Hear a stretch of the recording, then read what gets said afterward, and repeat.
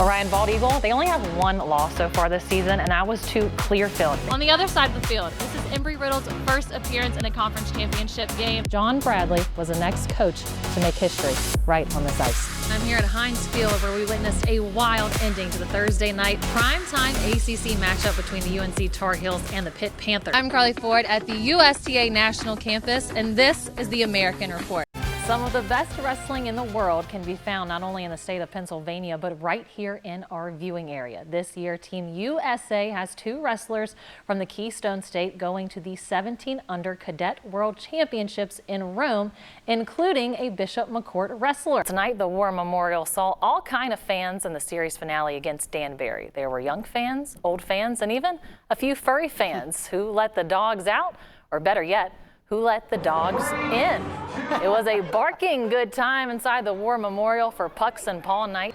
Today, Clifford was missing from the practice field. Head coach James Franklin didn't answer any specifics on the injury, but he did say that whenever Clifford's on the field, he'll always prepare to be the starter. Carly, please tell me we have baseball going on behind you.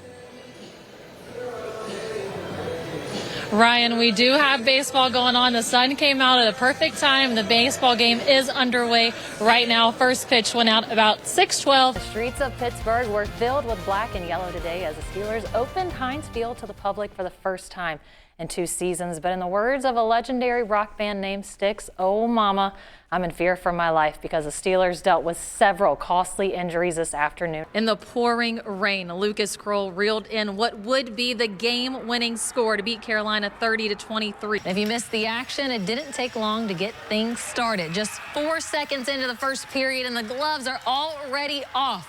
TJ Kofis given a warm welcome. And the fans, well, you can tell that they loved it. Those undefeated Bishop McCourt and Bedford were tied at 41 late in the fourth. Bedford's Riley Ruffley with the putback. The Bison were up 2 with a minute to play, but on the other end, it's Bria Bayer driving in for the layup to tie it at 43 with 45 seconds to go. Off the steal by Lexi Martin. Gina Gallucci's chance to take the lead. She's fouled. She would make 1 of 2 at the line. So Bishop McCourt with a 44-43 lead with 6 seconds to go. Lizzie Martz dishes it to Ruffley in the paint. The bucket at the buzzer for the LAJC championship. McCourt swept Bedford during the regular season, but the Bison win when it counts. There he is, world champion wrestler Bo Bassett from Bishop McCourt, chasing his 8th state title, a previous record held for nearly 30 years. On the mats of 117 pounds just in the first period. Here is where the record-tying title was clinched by Bassett with the 19-4 tech fall. Bassett flexes on him and shows 8 fingers for state title number 8. All eyes were looking up at Trent Phillips from Georgia, who held a 1-stroke lead at 7 under.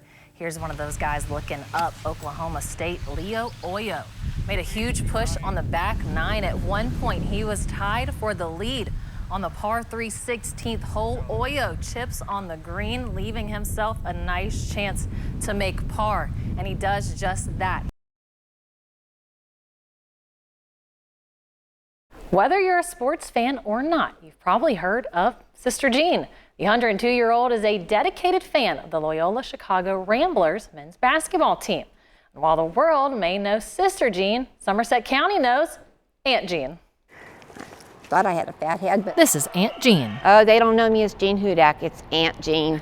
For the past decade, Aunt Jean has been courtside for her 3 favorite teams: Shanksville Stony Creek Vikings, Shade Panthers, and Wimber Ramblers. It started back in 2012 when my real nephew, Joe Hudak, played for Shanksville. I came to support him because he is my pride and joy. And I was just cheering as I thought everybody cheered, but it was so quiet.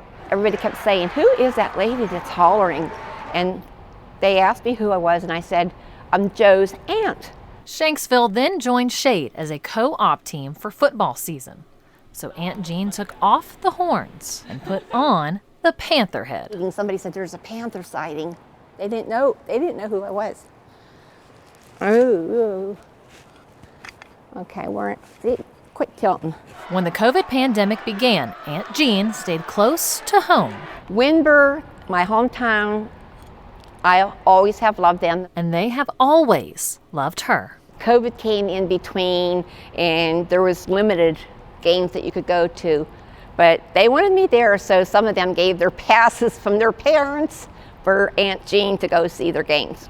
She started with just one nephew, but now the superfan has many nephews and nieces. It's just like they couldn't get enough of me, I couldn't get enough of them. Aunt Jean dresses the part from head to toe.